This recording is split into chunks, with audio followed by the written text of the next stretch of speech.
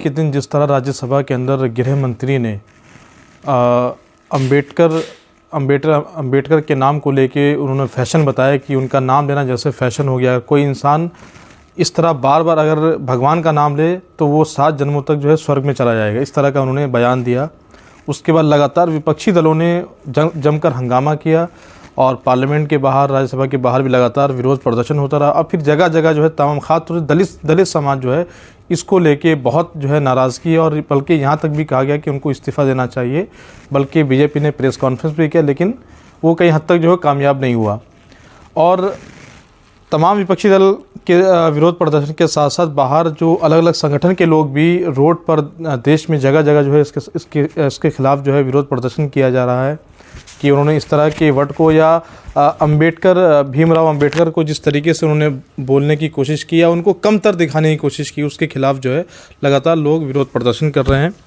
और इस वक्त तमाम चीज़ों पर बातचीत करने के लिए मेरे साथ जो है सरदार जय सिंह साहब है। सरदार जय सिंह लगातार लिखते रहते हैं और इनकी कई किताबें भी मंजर आम पर आ चुकी हैं मौजूदा पॉलिटिकल एनालिस्ट को लेकर, लेकिन मैंने देखा कि फेसबुक पर शायद इस पर आपने नहीं लिखा अभी तक जो है। तो मैं समझना चाहता हूँ और जानना चाहता हूँ तमाम चीज़ें आप किस तरह देखते हैं जो हुआ राज्यसभा के अंदर। मैं समझता हूँ कि ये जो बीजेपी के मन में और आरएसएस के मन में ये जो कारण बना, इनके मन में वैसे भी कोई दलितों के प्रति या SC और ST के प्रति कोई भावना नहीं है, क्योंकि वो वोट बैंक है। 22.5% की उनकी ताकत है, तो उस वोट बैंक का फ़ायदा उठाते हुए ये समझते हैं कि हमारी सरकार तब तक चलेगी जब ये वोट बैंक हमारे पास है।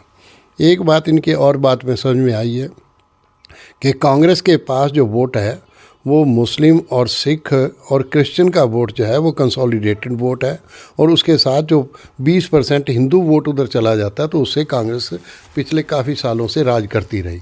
अब इनके मन में आया कि जो अगर दलित को उनमें से SC और ST को अपने साथ ले लिया जाए तो ये रास्ता है। पिछले 10 साल का इतिहास इनका यही है कि इन्होंने SC और ST को ये कोशिश की कि हम इनका वोट हमारे पास आ जाए। आज भी 240 में से मुझे लगता है कि 70 सीट जो हैं SC ST की वो 131 में से इन्हीं के पास हैं। अगर वो 70 माइनस हो जाएं तो सरकार तो आज भी नहीं रहती।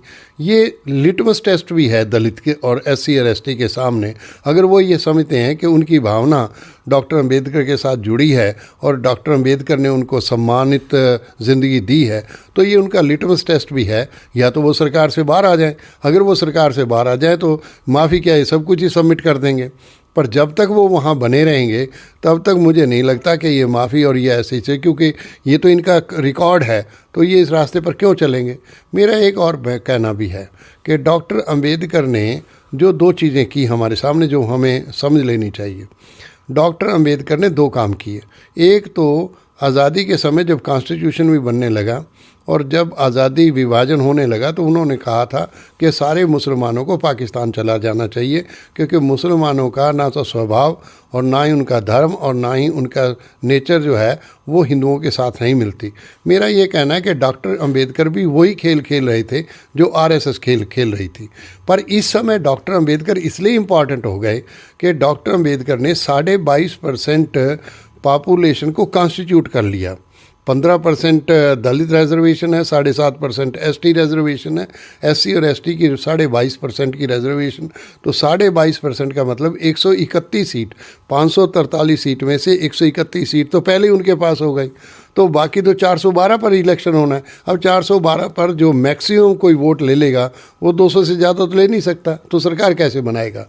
तो मैं समझता हूँ कि ये जो सूत्र है, और माननीय गृह मंत्री ने जो ये बात उनके चाहे किसी कारण करके निकली, मैं तो किसी के ऊपर वो नहीं इल्ज़ाम नहीं लगा रहा, चाहे वो किसी कारण निकली, जो उनके अंदर की भावना थी वो उभर कर सामने आ गई, क्योंकि वो सामने संविधान दिखा रहे थे, सामने डॉक्टर अंबेडकर की बात कर रहे थे।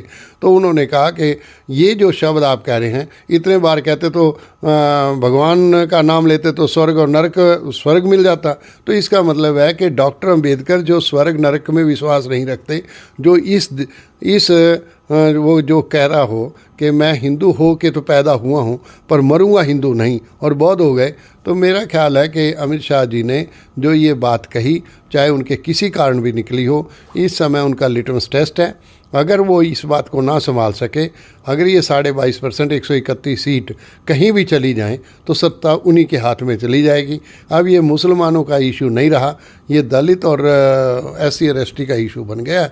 मैं समझता हूँ कि दलित SC और ST को भी अगर वो मानते हैं कि उनके लिए जीवन दान है, डॉक्टर अंबेडकर के कारण उनको मान सम्मान की ज़िंदगी मिली है, तो उनको सबको ये समझना चाहिए कि वो कहाँ खड़े हैं, ये उनका है, हमारा कोई लिटमस टेस्ट नहीं है, मेरा ये मानना। जैसा आपने अभी कुछ देर पहले ये कहा कि बाबा साहब भीमराव अम्बेडकर ने कहा कि मुसलमानों को देश मतलब पाकिस्तान चले जाना चाहिए, हिंदू के साथ उनका जो मिजाज नहीं मिलता या जो भी XYZ।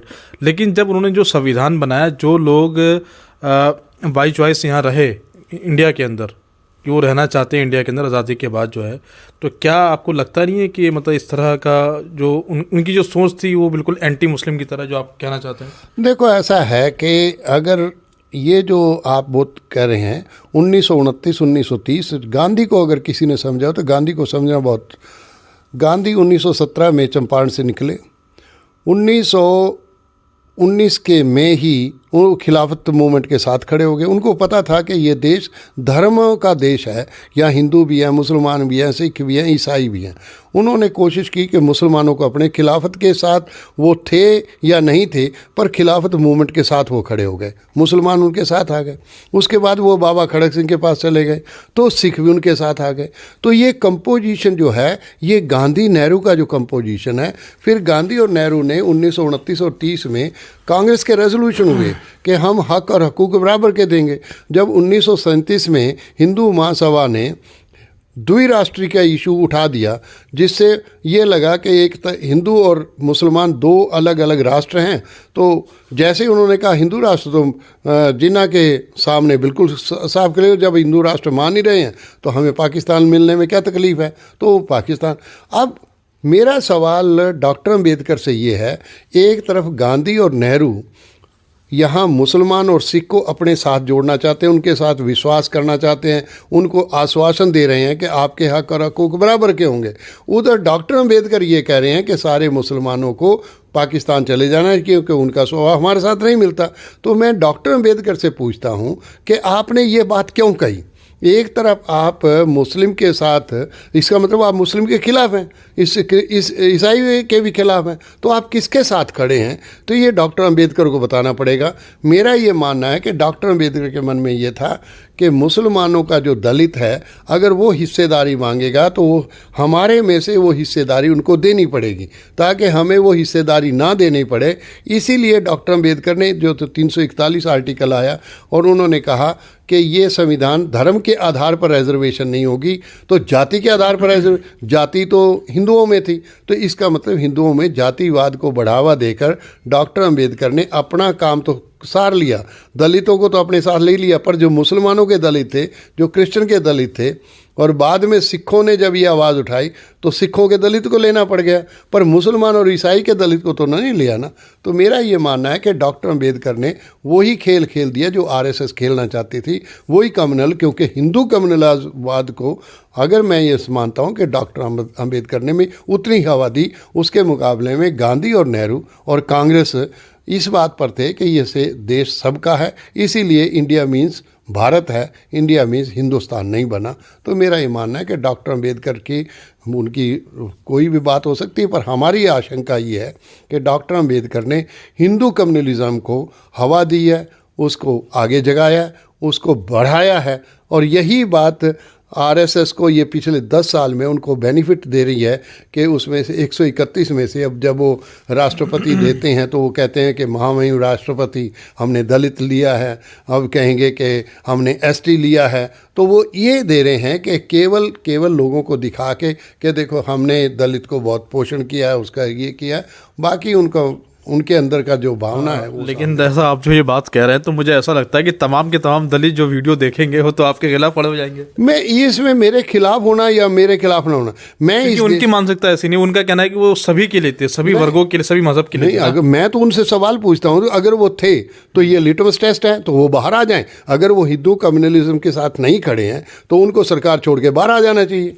अगर उनके साथ, इसका मतलब यह है कि वो कम्युनलिज्म की खेलना चाहते हैं, वो मुसलमानों के खिलाफ भी खड़ा होना चाहते हैं, वो मुसलमानों के दलित को दलित भी नहीं मानना चाहते। तो हम कैसे एक्सपेक्ट करते हैं उनसे कि वो ये बात कह रहे हैं। सवाल मेरे खिलाफ होना या मेरे खिलाफ होने का नहीं है। मैं वो सच्चाई जो मुझे सामने आई, डॉक्टर अम्बेडकर ने ये क्यों कहा कि सारे मुसलमानों को पाकिस्तान चले जाना चाहिए, मेरा तो सवाल उन्हीं से है। और इन दलित लीडर से भी है मेरा सवाल कि ये दलित लीडर्स भी क्या चाहते हैं, इनको क्लियर करना चाहिए कि हम क्या चाहते हैं। या तो उनके रिजर्वेशन, मुसलमानों का दलित जो है उसको भी रिजर्वेशन। अब एक सवाल ये बार बार कर देते हैं, वो कहते हैं कि मुसलमानों में जातिवाद नहीं होता।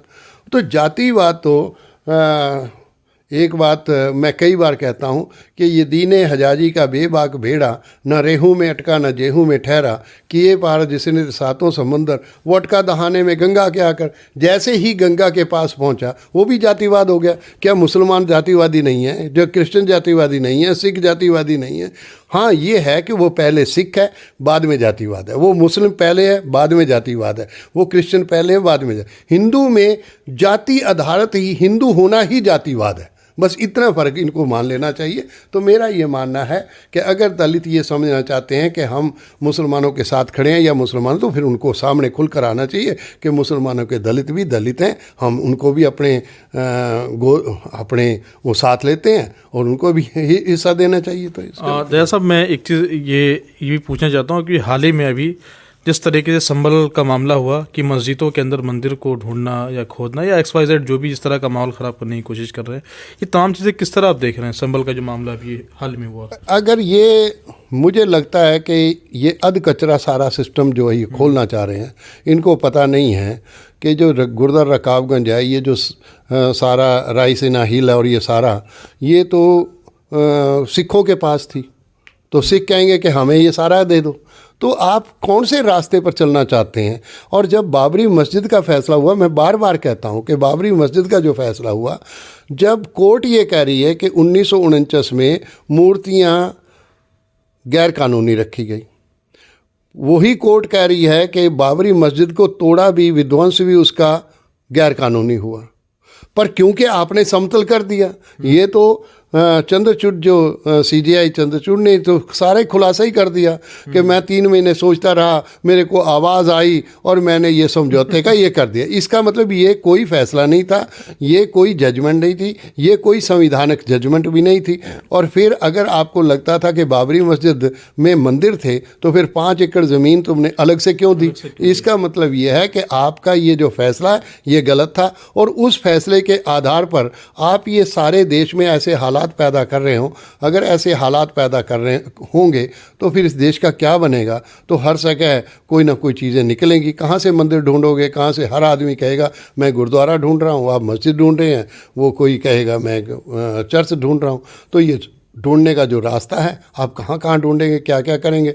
मैं समझता हूँ कि बाबरी मस्जिद वाला भी फैसला गलत था। ये चंद्रचूड़ ने आप मान लिया, CJI ने आप मान लिया कि वो फैसला नहीं था, वो केवल समझौता था, क्योंकि उसको आपने समतल कर दिया था। अगर इसमें, और उसके बाद ये मुसलमानों का मैं समझता हूँ कि आभार व्यक्त करना चाहिए कि उसके बाद उन्होंने अपनी उस बात को मान लिया कि ठीक है, जो हो गया हम इसके ऊपर कुछ नहीं करें, तो बल्कि उनका आभार व्यक्त करना चाहिए था इनको। अब ये नए खेल खेलेंगे तो नतीजे वही निकलेंगे। मैं समझता हूँ कि रास्ता ही गलत है और इसके लिए इनको आगे नहीं। और संभल का और बाकियों का, अब जैसे इसका अजमेर का सवाल उठाया, ये कल को एक वो बाबा, एक पता नहीं वो कैसा बाबा है, उसकी उम्र क्या है, उसको समझ क्या है, वो कहता हरमंदर साहब के अंदर भी वो हर चीज़, उसको यही नहीं पता कि हरमंदर साहब वाली जगह जो है वो अकबर बादशाह ने गुरु अमरदास जी की बेटी के नाम लगवाई। वहाँ हरमंदर साहब बना, उसकी नींव साईं मियाँ मीर जो शाही पीर थे उन्होंने रखी। उसका इस जो वास्तुकला है वो इस्लामिक है, उसका जो दरवाज़ा है वो पश्चिम की तरफ खुलता है, एक ही रास्ता है वो पश्चिम की तरफ तक खुलता है। तो शायद इन लोगों को समझ से परे हो गया कि इन लोगों के अंदर ये पता नहीं क्या दिमाग में पड़ गया हुआ कि हम हिंदू और ये राष्ट्र हिंदू है, और ये आजकल कहना शुरू कर दिया है कि ये हिंदू राष्ट्र था, हिंदू राष्ट्र है, हिंदू राष्ट्र रहेगा। अभी जो इसने पार्लियामेंट में जाके ये बात किसी ने कही, एक सांसद में नाम तो नहीं लेना चाहता, मैं उनसे पूछना चाहता हूँ कि ये भारत है, भारत रहेगा और भारत ही रहेगा। अगर इसको ख़राब करोगे तो क्या हालात बनेंगे, उसका मुझे चिंता है कि हमने पहले भी कुर्बानियाँ की हैं, शहादतें दी हैं। हम वहाँ पाकिस्तान से, जिसको आज पाकिस्तान वो पंजाब था, वहाँ उजड़ कर लोग यहाँ आए। अब कौन सी उजाड़ा आप पैदा करना चाहते हैं, ये तो ये सवाल इन पर खड़ा होना चाहिए। मैं समझता हूँ कि डॉक्टर अम्बेडकर ने जो काम किया और डॉक्टर अम्बेडकर के बारे में जो हालात बने, ये लिटमस टेस्ट दलितों के लिए है कि दलित क्या उनको किस ढंग से देखते हैं। क्या वो आरएसएस और बीजेपी या माननीय गृह मंत्री अमित शाह जी के साथ खड़े हैं, या वो ये सोचते हैं कि हमारे सम्मान को चोट पहुंची है। अगर उनके सम्मान को चोट पहुंची है तो उनको बाहर आना चाहिए। अगर उनका सम्मान वैसे का वैसा ही है तो फिर ये हालात पैदा